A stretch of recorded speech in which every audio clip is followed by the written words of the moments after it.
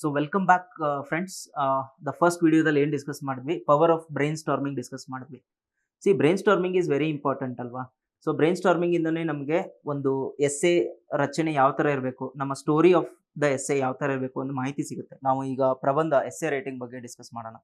Essay ಅಂತ ಬಂದಾಗ ಈಗಾಗಲೇ ನಿಮ್ಗೆ ಗೊತ್ತಿದೆ, essay one place a very important role in your merit list.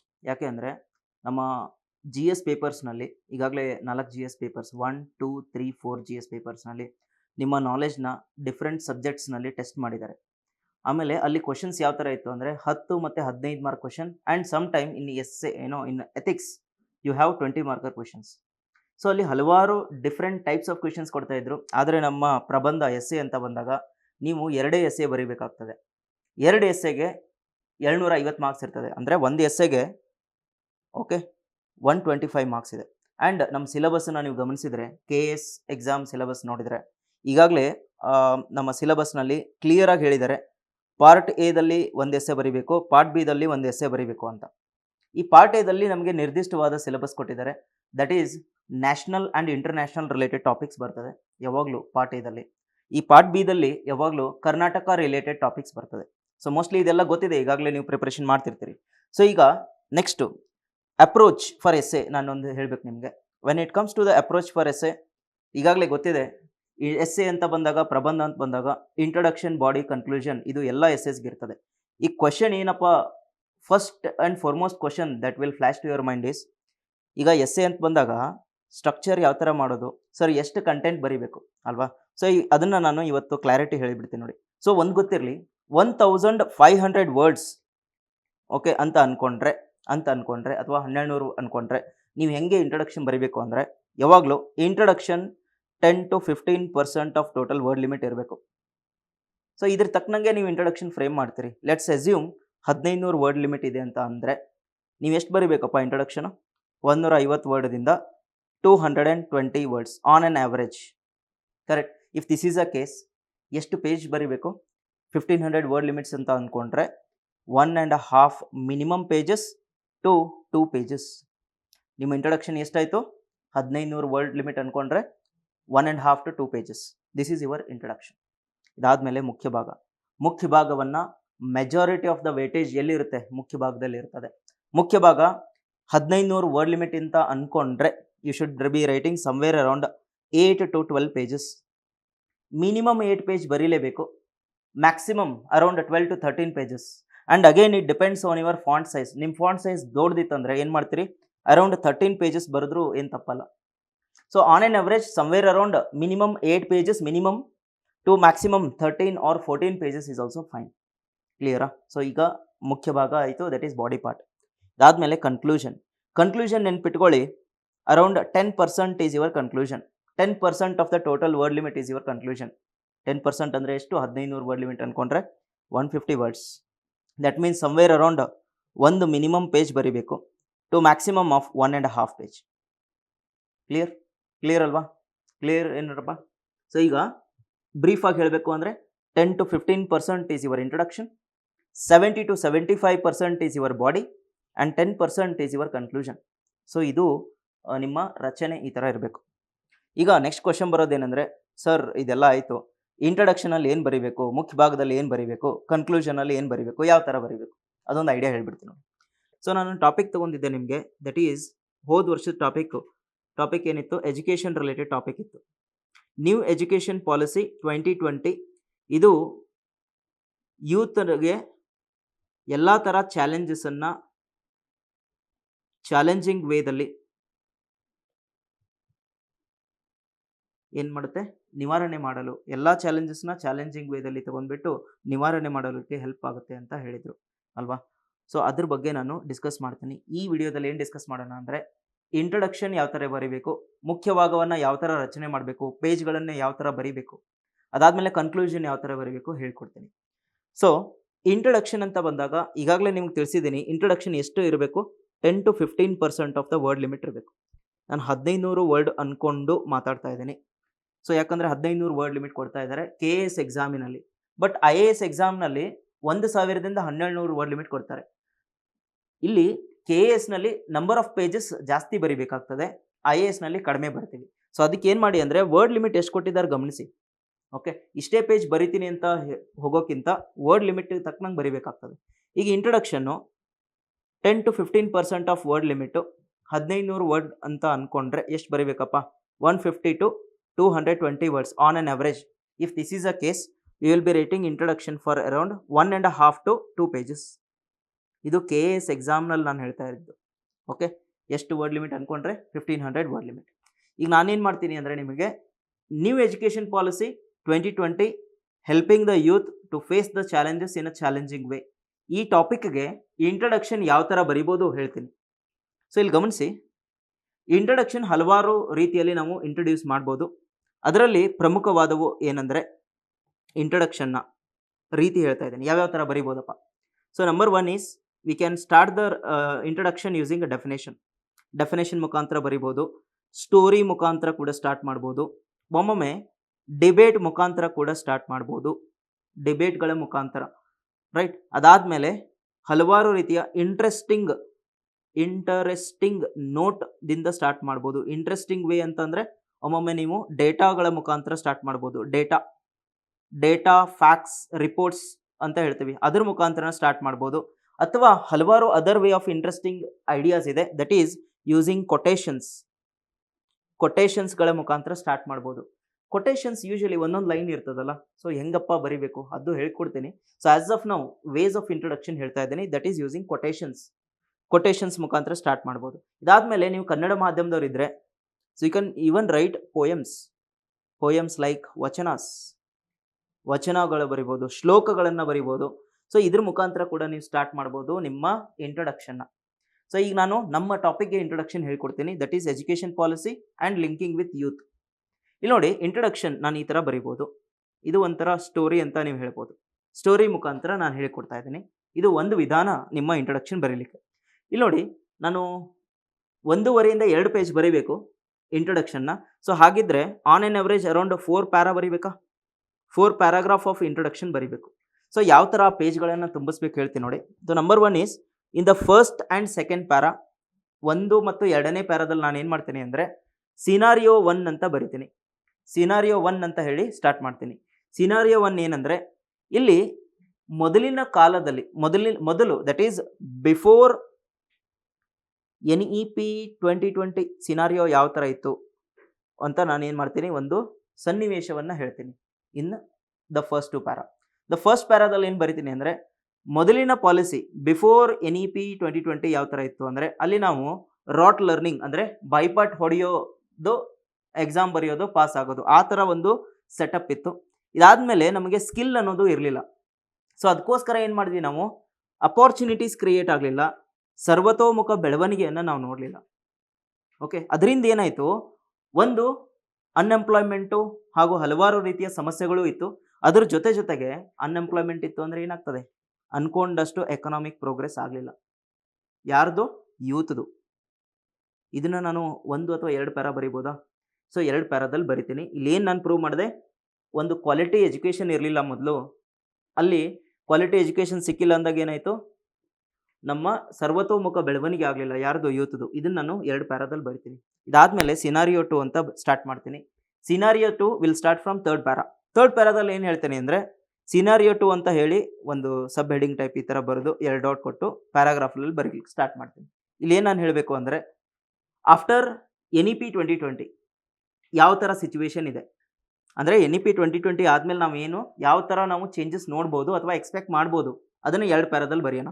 ಯಾವ ಥರ ಅಂದರೆ, after NEP 2020 okay, there was a lot of changes in the education policy which has been brought in the India.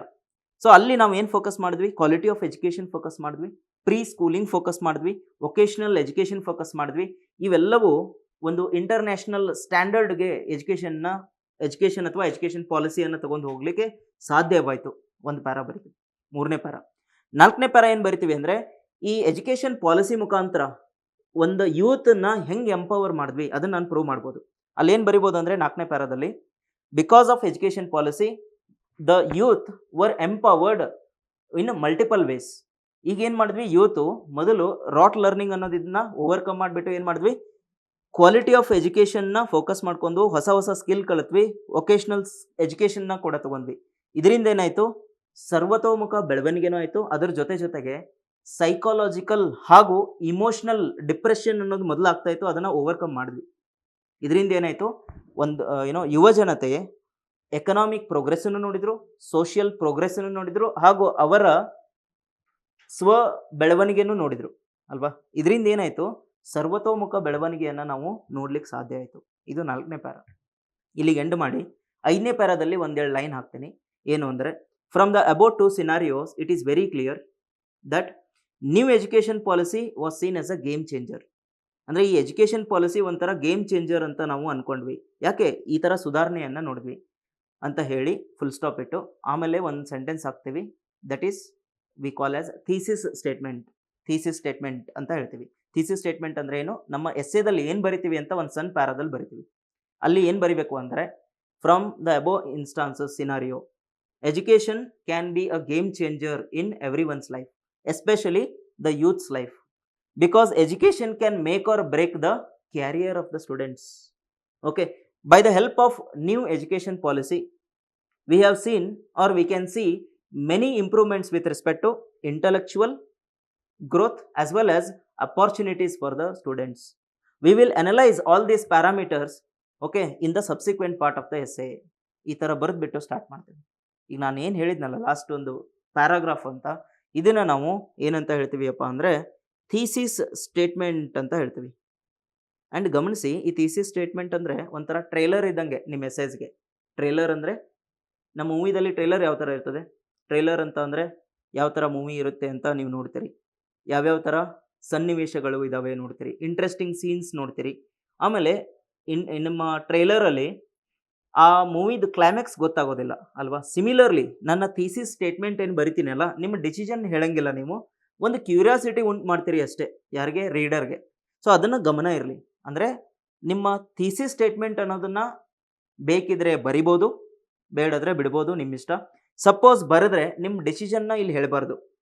Okay, next ಮುಖ್ಯ ಭಾಗದಲ್ಲಿ ಏನು ಬರಿತೀರಿ ಅಂತ ಒಂದು idea ಕೊಡಬೇಕಷ್ಟೇ. That is called as thesis statement. So ಇದು ನಿಮ್ಮ ಇಂಟ್ರೊಡಕ್ಷನ್. ಆ್ಯಂಡ್ ನಿಮಗೆ ಹಲವಾರು ವಿಧಾನದಲ್ಲೂ ಕೂಡ ಇಂಟ್ರೊಡಕ್ಷನ್ ಬರಿಬೋದು. ಓಕೆ, ಒನ್ ಮೋರ್ ವಿಧಾನ ನಾನು ನಿಮ್ಗೆ ಹೇಳಿಬಿಡ್ತೀನಿ. That is using real time stories. ಅದ್ರ ಮುಖಾಂತರ ಕೂಡ ಇಂಟ್ರೊಡಕ್ಷನ್ ಬರಿಬೋದು. ಇದು 2ನೇ ಡಿಫ್ರೆಂಟ್ ವಿಧಾನ for writing the introduction. And ನೆನಪಿರಲಿ, ಇಂಟ್ರೊಡಕ್ಷನ್ ಬರೆಯುವಾಗ ಏನೇನು ಕೀವರ್ಡ್ಸ್ ಇದಾವಲ್ಲ, ಆ given premise of the topic ಅಂತ ಹೇಳ್ತೀವಿ ನಾವು, ಎಲ್ಲ ಕೀವರ್ಡ್ಸನ್ನು ಲಿಂಕ್ ಮಾಡಿ ಬರೀಬೇಕು ಇಂಟ್ರೊಡಕ್ಷನಲ್ಲಿ. ಆ್ಯಂಡ್ ನಾನು ನಿಮಗೆ 2ನೇ ವಿಧಾನ ಇಲ್ಲಿ ಹೇಳ್ತಾ ಇದ್ದೀನಿ. ಓಕೆ, 2ನೇ ವಿಧಾನ ಏನಂದರೆ, you take example of success story of Ambedkar. Ambedkar ಅವರು ಎಷ್ಟೊಂದು ಚಾಲೆಂಜಸನ್ನು ಅನುಭವಿಸಿದ್ರು ಅವ್ರ ಪರ್ಸ್ನಲ್ ಲೈಫಲ್ಲಿ, ಹಾಗೂ ಅವರ ಸೊಸೈಟಿದಲ್ಲಿ ಎಷ್ಟೊಂದು ನೋಡಿದರು ಅಲ್ವಾ. ಅನ್ಟಚಬಿಲಿಟಿಯಿಂದ ಹಿಡಿದು ಆಕ್ಸೆಸ್ ಫಾರ್ ಎಜುಕೇಷನಿಂದ ಹಿಡಿದು ಹಲವಾರು ರೀತಿಯ ಅವರು ಅನ್ಯಾಯವನ್ನು ನೋಡ್ತಾ ಬಂದರು. ಬಟ್ ಅವರು ಬಿಡಲಿಲ್ಲ. ಅವ್ರು ಎಷ್ಟೇ ಕಷ್ಟ ಇದ್ದರೂ ಕೂಡ ಒಂದು ಎಜುಕೇಷನ್ ಮುಖಾಂತರ, ಎಜುಕೇಷನ್ ಆ್ಯಸ್ ಅ ಟೂಲ್ ಅಂತ ಅವರು ಕನ್ಸಿಡರ್ ಮಾಡಿ ಅವರ ವೈಯಕ್ತಿಕವಾದ ಬೆಳವಣಿಗೆ ಕೂಡ ನೋಡಿದರು, ಹಾಗೂ ಒಂದು ಒಳ್ಳೆಯ ಸಮಾಜವನ್ನು ನಿರ್ಮಾಣ ಮಾಡೋದಕ್ಕೆ ಯಾವ ಥರ ಒಂದು ಎಜುಕೇಷನ್ ಆ್ಯಸ್ ಅ ವೆಪನನ್ನು ಯೂಸ್ ಮಾಡ್ಕೊಂಡ್ರು ಅಂತ ನಾವು ನೋಡಿದ್ವಿ.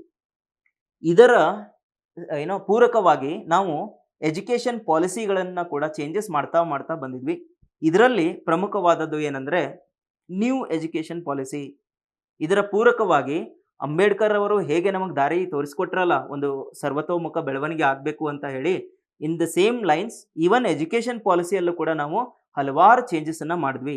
ಅದು ಕ್ವಾಲಿಟಿ ಆಫ್ ಎಜುಕೇಷನ್ ಆಗಲಿ, ಸ್ಕಿಲ್ ಎಜುಕೇಷನ್ ಆಗಲಿ, ಹಾಗೂ ಪ್ರೀ ಸ್ಕೂಲಿಂಗ್ ಆಗಲಿ, ಹಲವಾರು ಇನ್ನಿತರ ಏನು ಮಾಡಿದ್ವಿ, ಚೇಂಜಸ್ ಮಾಡಿದ್ವಿ. ಇದರಿಂದ ಏನಾಗ್ತಾ ಇದೆ, ನಮ್ಮ ಯುವ ಜನತೆ ಏನಿದೆ ಅವರಲ್ಲಿರುವ ಸವಾಲುಗಳು ಏನಿವೆ ಅವುಗಳನ್ನು ಹೋಗಲಾಡಿಸ್ಲಿಕ್ಕೆ ಸಾಧ್ಯ ಆಗ್ತದೆ. ಸೊ ಇದು ಒಂದು ವೇ ಆಫ್ ಇಂಟ್ರೊಡಕ್ಷನ್. ನಾನು ಏನು ಇಲ್ಲಿವರೆಗೂ ಹೇಳಿದ್ನಲ್ಲ, ಅಂಬೇಡ್ಕರ್ ಸಕ್ಸಸ್ ಸ್ಟೋರಿಯಿಂದ ಸ್ಟಾರ್ಟ್ ಮಾಡಿ ಎಜುಕೇಷನ್ ಪಾಲಿಸಿಗೆ ಲಿಂಕ್ ಮಾಡಿದೆ, ಅಲ್ಲಿಂದ ನಮ್ಮ ಯೂತ್ಗೂ ಲಿಂಕ್ ಮಾಡಿದೆ. This is also one way to write an introduction. ಬರೀಬಹುದು ಡೆಫಿನೆಟ್ಲಿ. ಸೊ ಇದು 2ನೇ ವಿಧಾನ. ಸರ್ ಇವೆಲ್ಲ ಬೇಡ ಸರ್, ಇನ್ನೊಂದು ವಿಧಾನ ಹೇಳಿ ಅಂದರೆ, ಎಸ್ ಇಲ್ಲಿದೆ ನೋಡಿ ಇನ್ನೊಂದು ವಿಧಾನ. That is 3rd way of writing your introduction. Introduction ಅಂತ ಬಂದಾಗ ನೀವು ಡೆಫಿನೇಷನ್ ಮುಖಾಂತರ ಅಥವಾ ಇವಲ್ಯೂಷನ್ ಮುಖಾಂತರನೂ ಸ್ಟಾರ್ಟ್ ಮಾಡ್ಬೋದು. ನಾನು 3ನೇ ವಿಧಾನದಲ್ಲಿ ಅದನ್ನು ಹೇಳ್ಕೊಟ್ಟಿದ್ದೀನಿ. ಇಲ್ಲಿ ಗಮನಿಸಿ, ನಾನು 4 ಪ್ಯಾರಾಗ್ರಾಫ್ ಬರೀಬೇಕು ಅಥವಾ 2 ಪೇಜ್ ಅಂತ ಹೇಳ್ತೀನಿ. ನಾನು 1.5 ಇಂದ 2 ಪೇಜ್. ಸೊ ಅಷ್ಟು ನಾನು ಬರೀಬೇಕು ಕಂಟೆಂಟ್ ಅಂದರೆ ಈ ಥರ ಟ್ರೈ ಮಾಡ್ಬೋದಾ? ಸೊ ಒಂದು ಅಥವಾ ಎರಡನೇ ಪ್ಯಾರಾದಲ್ಲಿ, ಇದು ಥರ್ಡ್ ವೇ ಆಫ್ ಇಂಟ್ರೊಡಕ್ಷನ್ ನಾನು ಹೇಳ್ತಾ ಇರೋದು. ಒಂದು ಅಥವಾ ಎರಡನೇ ಪ್ಯಾರಾದಲ್ಲಿ ಏನು ಮಾಡ್ತೀನಿ ಅಂದರೆ, ಎಜುಕೇಷನ್ ಪಾಲಿಸಿ 2020 ಇದು ಒಂದು ಹೊಸ ಸಂಚಲನವನ್ನು ಕ್ರಿಯೇಟ್ ಮಾಡಿದೆ. ಯಾಕಂದರೆ ಇದು ಕಸ್ತೂರಿ ರಂಗನ್ ಕಮಿಟಿಯವರ ಆಧಾರದ ಮೇಲೆಗೆ ಏನು ಮಾಡಿದ್ದಾರೆ, ಹೊಸ ಪಾಲಿಸಿಯನ್ನು ಗೌರ್ಮೆಂಟ್ ಆಫ್ ಇಂಡಿಯಾದವರು ತೊಗೊಂಬಂದಿದ್ದಾರೆ. ಇದು ಹೊಸದಾದ ಉದ್ದೇಶದೊಂದಿಗೆ ಅಥವಾ ನಾವೀನ್ಯತೆದೊಂದಿಗೆ ಏನಾಗ್ತಾ ಇದೆ, ಒಂದು ಹೊಸ ಸಂಚಲನವನ್ನು ಕ್ರಿಯೇಟ್ ಮಾಡ್ತಾ ಇದೆ. ಅದು ಯಾವುವು ಅಂದರೆ, ಅಲ್ಲಿ ಹೊಸ ಸಿಸ್ಟಮ್ ಆಫ್ ಎಜುಕೇಷನ್ ತೊಗೊಂಬಂದಿದ್ದಾರೆ. ಮೊದಲು 10+2 ಇತ್ತು, ಅದನ್ನು ತೆಗೆದುಬಿಟ್ಟು ಏನು ಮಾಡಿದ್ದೀವಿ ನಾವೀಗ 5+3+3+4 ಅನ್ನೋದನ್ನು ತೊಗೊಂಬಂದಿದ್ದೀವಿ. ಇಲ್ಲಿ ಗಮನ ವಹಿಸಬೇಕಾಗಿದ್ದು ಏನಂದರೆ, ಪ್ರೀ ಸ್ಕೂಲಿಂಗ್ ಕಾನ್ಸೆಪ್ಟನ್ನು ಹೊಸದಾಗಿ ಫಸ್ಟ್ ಟೈಮ್ ತೊಗೊಂಬಂದ್ವಿ. ಇದ್ರ ಜೊತೆಗೆ ಇಂಟರ್ ಚೇಂಜಾಬಿಲಿಟಿ ಆಫ್ ಸಬ್ಜೆಕ್ಟ್ಸ್ ಅಂತ ಹೇಳ್ತೀವಿ. ಈಗ 10th ಆದಮೇಲೆ ನೀವು ಸೈನ್ಸ್ ಕಲಿತಾ ಇದ್ರಿ, ಮೊದಲು ಬೇರೆದಕ್ಕೆ ಹೋಗೋ ಆಪ್ಷನ್ ಇರಲಿಲ್ಲ. ಸೈನ್ಸ್ ಕಲಿತಾ ಇದ್ರಿ, ಆರ್ಟ್ಸ್ ಕಲಿಬೇಕನ್ನೋ ಆಪ್ಷನ್ ಇರಲಿಲ್ಲ.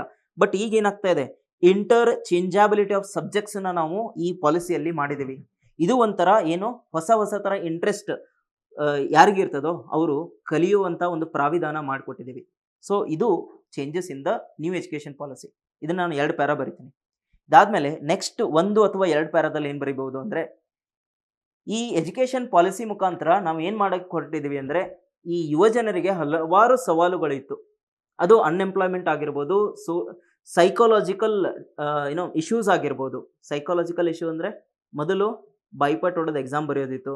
ಮೊದಲು ಯಾವ ಥರ ಇತ್ತು, ಟೀಚರ್ಸೇ ನಮ್ಮನ್ನು ಅಸಿಸ್ಟ್ ಮಾಡ್ತಾಯಿದ್ರು. ಆಮೇಲೆ ಒಮ್ಮೊಮ್ಮೆ ಯಾವ ಥರ ಇತ್ತು ಅಂದರೆ, ಬರೀ ಒಂದೇ ಒಂದು ಸಬ್ಜೆಕ್ಟು ಅಂದರೆ ಒಂದು ಪರ್ಟಿಕ್ಯುಲರ್ ಸಬ್ಜೆಕ್ಟ್ಸ್ ನಾವು ಓದ್ತಾ ಇದ್ವಿ, ಬೇರೆ ಸಬ್ಜೆಕ್ಟ್ ಇಂಟ್ರೆಸ್ಟ್ ಇದ್ರೂ ಕೂಡ ಆಪ್ಷನ್ ಇರಲಿಲ್ಲ. ವೊಕೇಶ್ನಲ್ ಎಜುಕೇಷನ್ ಇರಲಿಲ್ಲ. ಅವಾಗ ಏನಾಗ್ತಾ ಇತ್ತು, ಮಾನಸಿಕವಾಗಿ ಯೂತ್ಗಳು ಹಿಂಸೆಯನ್ನು ಅನುಭವಿಸ್ತಾ ಇದ್ರು. ಬಟ್ ಈ ಎಜುಕೇಷನ್ ಪಾಲಿಸಿ ಮುಖಾಂತರ ಏನು ಮಾಡ್ಬೋದು, ಹೊಸ ಇಂಟ್ರೆಸ್ಟ್ ಇರ್ತದೆ. ವೊಕೇಶ್ನಲ್ ಎಜುಕೇಷನ್ ಮುಖಾಂತರ ಅಥವಾ ಸ್ಕಿಲ್ ಡೆವಲಪ್ಮೆಂಟ್ ಮುಖಾಂತರ ನಾನು ಬೇರೆ ಆಯಾಮಗಳನ್ನು ಅಥವಾ ಬೇರೆ ಐಡಿಯಾಸ್ಗಳನ್ನು ನಾವು ಹುಡ್ಕೊಂಡು ಹೋಗ್ಬೋದು ಅಲ್ವಾ. ಇದು ಚೇಂಜಸ್ ಆಯಿತು. ಈ ಥರ ನೀವು ಏನು ಮಾಡ್ಬೋದು, 1 ಅಥವಾ 2 ಪ್ಯಾರಾದಲ್ಲಿ ಬರಿಬೋದು. ಸೊ ಇಲ್ಲಿ ನಾನು ಏನು ನಿಮ್ಗೆ ಹೇಳ್ಕೊಟ್ಟೆ, ಈ ಥರ್ಡ್ ವೇ ಆಫ್ ಇಂಟ್ರೊಡಕ್ಷನಲ್ಲಿ ಒಂದು ಇವಲ್ಯೂಷನ್ ಆಫ್ ಎಜುಕೇಷನ್ ಪಾಲಿಸಿ, ಈ ಪ್ರೆಸೆಂಟ್ ಎಜುಕೇಷನಿಂದ ಯಾವ ಥರ ನಮ್ಮ ಯುವ ಜನತೆಗೆ ಹೆಲ್ಪ್ ಆಯಿತು ಅಂತ ಹೇಳ್ಕೊಟ್ಟೆ. ಇದು 3ನೇ ವಿಧಾನ, ನೀವು ಬರಿಬೋದು. ಈಗ ನೋಡಿ, ನಾನು ಹಲವಾರು ವಿಧಾನಗಳು ನಿಮಗೆ ಹೇಳ್ಕೊಟ್ಟೆ. ನಿಮಗೆ ಯಾವುದು ಸೂಕ್ತ ಅನಿಸುತ್ತೋ ಆ ಥರ ಬರೀರಿ. ಬಟ್ ಇಂಟ್ರೊಡಕ್ಷನ್ ಯಾವಾಗಲೂ ನೆನ್ಪಿಡಿ, 10 to 15% of total word limit ಬರೀಬೇಕು. ಹಾಗೂ ಎಲ್ಲ ಗಿವನ್ ಕೀವರ್ಡ್ಸ್ಗಳನ್ನು ಲಿಂಕ್ ಮಾಡಿಬಿಟ್ಟು ಬರೆಯೋ ಥರ ಇರಬೇಕು ನಿಮ್ಮ introduction. This is all about introduction. ಇದಾದಮೇಲೆ ಮುಖ್ಯ ಭಾಗಕ್ಕೆ ಬಂದ್ಬಿಡೋಣ. ಮುಖ್ಯ ಭಾಗ ಅಂತ ಬಂದಾಗ ಏನು ಡಿಸ್ಕಸ್ ಮಾಡಬೇಕು ಅಂತ ಅಂದರೆ, ಸಪೋಸ್ ನೀವು ಸ್ಟೋರಿ ಮುಖಾಂತರ ಸ್ಟಾರ್ಟ್ ಮಾಡಿದ್ರಿ, ಮುಖ್ಯ ಭಾಗದಲ್ಲಿ ಯಾವ್ದು ಬರೆಯೋದು ಅಂದರೆ, ಎಜುಕೇಷನ್ ಪಾಲಿಸಿಯ ಹಿನ್ನೆಲೆ ಅಥವಾ ಎಜುಕೇಷನ್ ಅಂದರೆ ಏನು ನಿಮ್ಮ ಪ್ರಕಾರ. ಓಕೆ, ಎಜುಕೇಷನ್ ಅಂದರೆ ಏನು ನಿಮ್ಮ ಪ್ರಕಾರ. ಆ ಎಜುಕೇಷನ್ ಅಂತ ಅಂದರೆ ಫಾರ್ಮಲ್ ಎಜುಕೇಷನ್ ಆಗಿರ್ಬೋದು, ಇನ್ಫಾರ್ಮಲ್ ಆಗಿರ್ಬೋದು, ಅಥವಾ ಈ ಪಾಲಿಸಿ ಅನ್ನೋದು ಯಾವ ಥರ ನಾವು ಬೆಳ್ಕೊಂಬಂದಿದೆ ಇಲ್ಲಿವರೆಗೂ. ಇಂಡಿಪೆಂಡೆನ್ಸ್ ಆದಮೇಲೆ ಯಾವ ಥರ ಎಜುಕೇಷನ್ ಇತ್ತು, ಇಂಡಿಪೆಂಡೆನ್ಸ್ ಆದಮೇಲೆ ಎಜುಕೇಷನ್ ಸಿಸ್ಟಮ್ ಯಾವುದಕ್ಕೆ ಫೋಕಸ್ ಮಾಡಿತ್ತು, ಯೂನಿವರ್ಸಲೈಸೇಷನ್ ಆಫ್ ಎಜುಕೇಷನ್ನ ಫೋಕಸ್ ಮಾಡಿತ್ತು. ಬಟ್ ಈಗ ನಾವು ಏನು ಫೋಕಸ್ ಮಾಡ್ತಾ ಇದ್ದೀವಿ, ಕ್ವಾಲಿಟಿ ಎಜುಕೇಷನ್ನ ಫೋಕಸ್ ಮಾಡ್ತಾ ಇದ್ದೀವಿ, ಸ್ಕಿಲ್ ಬೇಸ್ಡ್ ಎಜುಕೇಷನ್ನ ಫೋಕಸ್ ಮಾಡ್ತಾ ಇದ್ದೀವಿ, ರೈಟ್. ಸೊ ಇದಾದಮೇಲೆ ವೊಕೇಶ್ನಲ್ ಎಜುಕೇಷನ್ನ ಫೋಕಸ್ ಮಾಡ್ತಾ ಇದ್ದೀವಿ. ಇದನ್ನು ನಾವು ಗಮನಿಸಿದರೆ ಏನಾಗ್ತಾ ಇದೆ, ನಾವು ವ್ಯಾಲ್ಯೂ ಬೇಸ್ಡ್ ಎಜುಕೇಷನ್ ಕಡೆಗೆ ಹೋಗ್ತಾ ಇದ್ದೀವಿ. ಇದು ನಮ್ಮ ಉದ್ದೇಶ ನಮ್ಮ ಹೊಸ ಎಜುಕೇಷನ್ ಪಾಲಿಸಿದಲ್ಲಿ. ಈ ಥರ ನೀವು ಹಿನ್ನೆಲೆಯನ್ನು ಕೊಟ್ಬಿಟ್ಟು ಏನು ಮಾಡಬೇಕಾಗ್ತದೆ, ಕೀವರ್ಡ್ಸ್ ಬಗ್ಗೆ ಬರಿಬೇಕಾಗ್ತದೆ ನಿಮ್ಮ ಮುಖ್ಯ ಭಾಗದ ಇನಿಷಿಯಲ್ ಪ್ಯಾರಾಗ್ರಾಫ್ಸಲ್ಲಿ. ಇದಾದಮೇಲೆ ಏನು ಮಾಡ್ತೀರಿ ನೀವು ಅಂತಂದರೆ, ಈ ಗಿವನ್ ಟಾಪಿಕನ್ನು ಪ್ರೂವ್ ಮಾಡ್ತಾ ಹೋಗಬೇಕು. ಪ್ರೂವ್ ಮಾಡುವಾಗ ಒಂದು ಗಮನ ಇರಲಿ, ಮಿಸ್ಟೇಕ್ ಏನು ಮಾಡಬಾರ್ದು ಹೇಳ್ಬಿಡ್ತೀನಿ. ಸಪೋಸ್ ನೀವು ಏನಾದರೂ ಈ ಎಸ್ಸೇದಲ್ಲಿ ಎಜುಕೇಷನ್ ಪಾಲಿಸಿ ಅಂದರೆ ಏನು ಒಂದು ಸ್ವಲ್ಪ ಪಾಯಿಂಟ್ಸ್ ಬರೋದು. ಓಕೆ, ಅದಾದಮೇಲೆ advantages of education policy, challenges in education policy, ಹಾಗೂ ವೇ ಫಾರ್ವರ್ಡ್. ಅದಾದಮೇಲೆ ಇಲ್ಲೆಲ್ಲೋ ವೇ ಫಾರ್ವರ್ಡಲ್ಲಿ ಯೂತ್ಗೆ ಲಿಂಕ್ ಮಾಡಿದ್ರಿ ಅಂತ ಅಂದ್ಕೊಳ್ಳಿ, ಇದಕ್ಕೆ ನಿಮಗೆ ಮಾರ್ಕ್ಸ್ ಬರೋದಿಲ್ಲ. ಯಾಕಂದರೆ ನಮ್ಮ given premise of the topic ಏನಿದೆ, ಎಜುಕೇಷನ್ ಪಾಲಿಸಿಯಿಂದ NEPದಿಂದ ಯುವ ಜನತೆಗೆ ಯಾವ ರೀತಿ ಎಂಪವರ್ಮೆಂಟ್ ಆಗ್ತದೆ ಅದ್ರ ಬಗ್ಗೆ ಕೇಳಿದ್ದಾನೆ. ನಾನು ಎಸ್ಸೇದಲ್ಲಿ ಕೂಡ ನನ್ನ ರೈಟಪ್ ಏನಿದೆಯಲ್ಲ ಮುಖ್ಯ ಭಾಗದ್ದು, ಯಾವಾಗಲೂ ನೆನಪಿಡಿ, ಮುಖ್ಯ ಭಾಗವನ್ನು ಬರೆಯುವಾಗ ಈ 3 ಕೀವರ್ಡ್ಸನ್ನು ತಲೆಯಲ್ಲಿ ಇಟ್ಕೊಂಡು ಬರಿಬೇಕು. ಯಾವ್ಯಾವ ಕೀವರ್ಡ್ಸು, NEP, ಯೂತು ಹಾಗೂ ಚಾಲೆಂಜಸನ್ನು ಹೆಂಗೆ ಓವರ್ಕಮ್ ಮಾಡ್ತಾರೆ ಅಂತ. ಓಕೆನಾ, ಇದರ ಹಿನ್ನೆಲೆಯೊಂದಿಗೆ ನಾನು ನಿಮಗೆ ಮುಖ್ಯ ಭಾಗವನ್ನು ಹೆಂಗೆ ಬರಿಬೇಕು ಅಂತ ಹೇಳ್ಕೊಡ್ತೀನಿ. ಮುಖ್ಯ ಭಾಗ, ದಟ್ ಈಸ್ ಬಾಡಿ ಪಾರ್ಟ್. ಈಗಾಗಲೇ ತಿಳಿಸಿದೆ ಇನಿಷಿಯಲ್ ಪೇಜಸ್. ಈಗ ನೋಡಿ, ಮುಖ್ಯ ಭಾಗ ಅಂತ ಹೇಳಿದರೆ ನಾನು ಹಲವಾರು ಪೇಜಸ್ ಬರಿಬೇಕಾಗ್ತದಲ್ವಾ. ಇಂಟ್ರಡಕ್ಷನ್ ನಾವು 2 ಪ್ಯಾರಾ ಬರೆದ್ವಿ, ಇದು ಇಂಟ್ರಡಕ್ಷನ್ 2 ಪೇಜಸ್, ಕರೆಕ್ಟ್. ಇದಾದಮೇಲೆ ಇನಿಷಿಯಲ್ 1 ಆರ್ 1.5 ಪೇಜ್ ಏನು ಮಾಡಿದ್ವಿ ನಾವು, ಎಜುಕೇಷನ್ ಅಂದರೆ ಏನು, ಅದು ಯಾವ ಥರ ಎಜುಕೇಷನ್ ಇದೆ, ಹಾಗೂ ಈ ಪ್ರೆಸೆಂಟ್ ಎಜುಕೇಷನ್ ಪಾಲಿಸಿ 2020ಯಲ್ಲಿ ಏನೇನು ನಾವು ಹೊಸದನ್ನು ನೋಡ್ತಾ ಇದ್ದೀವಿ ಅಂತ ಅದ್ರ ಬಗ್ಗೆ ಬರಿತೀವಿ. This is all about the first 2 pages, 1 or 2 pages of your ಮುಖ್ಯ ಭಾಗ. ಇದಾದಮೇಲೆ ನೀವೇನು ಬರಿತೀರಿ ಅಲ್ಲ, around 5 to 6 pages are some time even 7 pages. Okay, ಇಲ್ಲಿ ಏನು ನೀವು ಪ್ರೂವ್ ಮಾಡಬೇಕು ಅಂದರೆ,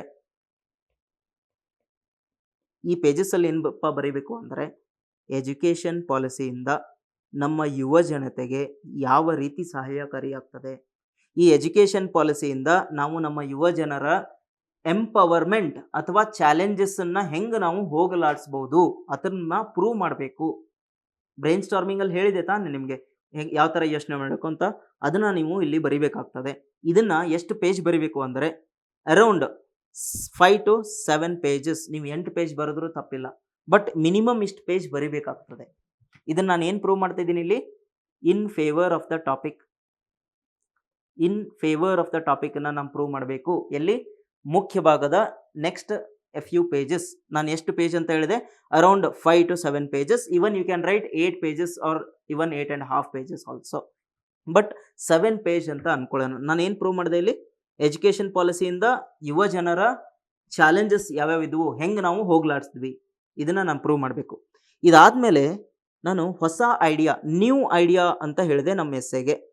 ನ್ಯೂ ಐಡಿಯಾ ಯಾವುದಪ್ಪ ನಮ್ಮ ಎಸ್ಸೆಗೆ, ಬರೀ ಎಜುಕೇಷನ್ ಪಾಲಿಸಿ ಅಷ್ಟೇ ಅಲ್ಲ, ಇನ್ನೊಂದಷ್ಟು ಐಡಿಯಾಸ್ ಇದ್ದಾವೆ ಅಥವಾ ಟೂಲ್ಸ್ ಇದ್ದಾವೆ. ಅದರ ಮುಖಾಂತರ ನಾವು ಏನು ಮಾಡ್ಬೋದು, ನಮ್ಮ ಯೂತ್ಸನ್ನು ಸದೃಢಪಡಿಸ್ಬೋದು ಅಥವಾ ಎಂಪವರ್ ಮಾಡ್ಬೋದು, ಅಥವಾ ಯುವ ಜನರ ಚಾಲೆಂಜಸ್ಗಳನ್ನು ಎಜುಕೇಷನ್ ಪಾಲಿಸಿ ಬಿಟ್ಟು ಇನ್ನಿತರ ಚಟುವಟಿಕೆಗಳ ಮೂಲಕ ನಾವು ಏನು ಮಾಡ್ಬೋದು, ಸದೃಢಗೊಳಿಸ್ಬೋದು ಅಂತ ಹೇಳಿದೆ.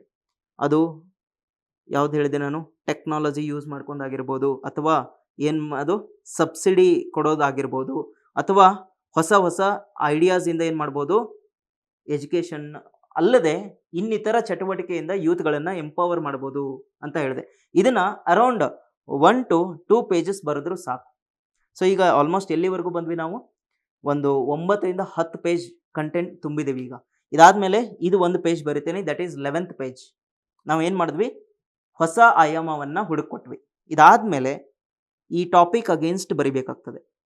ಟಾಪಿಕ್ ಅಗೇನ್ಸ್ಟ್ ಅಂತ ಹೇಳ್ತೀನಿ ನಾನು, ಅಂದರೆ ಈ ಟಾಪಿಕ್ ಏನಿತ್ತು, ಎಜುಕೇಷನ್ ಪಾಲಿಸಿಯಿಂದ ಯೂತನ್ನು ಎಂಪವರ್ ಮಾಡ್ತದೆ ಅಂತ ಹೇಳಿತು. ಈಗ ನಾನು ಏನು ಮಾಡ್ಬೋದು, ಇಲ್ಲಿ ಚಾಲೆಂಜಸ್ ಬರಿತಾ ಹೋಗ್ತೀನಿ. ಚಾಲೆಂಜಸ್ ಯಾವುದರಲ್ಲಿ, ಒಂದು ಎಜುಕೇಷನ್ ಪಾಲಿಸಿಯಲ್ಲಿ ಚಾಲೆಂಜ್ ಇದೆ, ಯಾಕೆ ಫಂಡಿಂಗ್ ಇಲ್ಲ, ಇನ್ಫ್ರಾಸ್ಟ್ರಕ್ಚರ್ ಇಲ್ಲ, ಅಥವಾ ಫೆಡರಲಿಸಮ್ ಅಗೇನ್ಸ್ಟ್ ಇದೆ ಅಂತ ಯೋಚನೆ ಮಾಡಿದ್ನಲ್ಲ, ಅದನ್ನು ಈ ಪೇಜಸ್ಸಲ್ಲಿ ಬರಿತೀನಿ. ಈಗ ಸರ್ ಕಂಟೆಂಟ್ ಎಷ್ಟು ತುಂಬಬೇಕು ಅಂದರೆ around 2 to 3 pages is okay. ಇದನ್ನು ಗಮನಿಸಿ, 2 to 3 ಪೇಜ್ ಅಂತ ಅಷ್ಟೇ ಹೇಳಿದೆ ನಾನು. ಯಾಕೆ, ಇದು ನಮ್ಮ ಟಾಪಿಕ್ಕು ಇದ್ರ ಬಗ್ಗೆ ಬರೀರಿ ಅಂತ ಹೇಳಿಲ್ಲ. ಯಾವುದ್ರ ಬಗ್ಗೆ ಬರೆಯೋಕೆ ಹೇಳಿದೆ, ಎಜುಕೇಷನ್ ಪಾಲಿಸಿಯಿಂದ ಯೂತನ್ನು ಹೆಂಗೆ ಎಂಪವರ್ ಮಾಡ್ತೀವಿ ಅಂತ ಬರೀಲಿಕ್ಕೆ ಹೇಳಿದೆ.